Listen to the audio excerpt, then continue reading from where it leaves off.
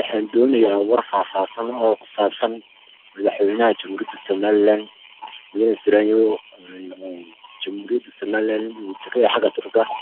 waxaan doonayaa inuu war wax faahfaahin uu ka bixiyey oo ku saabsan shirka uu tagayo waxaanan u baahanahay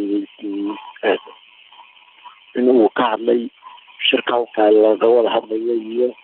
madaxweynaha soomaaliya waxay ka wada hadli doonaan waa faahfaahin kasii hadlay markuu ka dhowraya madaarka mise ma hayaan maxay shirka uu tagayo warar shirka tagayo maxay ahaday dambiyaasha ay ka wada hadli doonaan madaxweynaha soomaaliya ayaa u baahanaya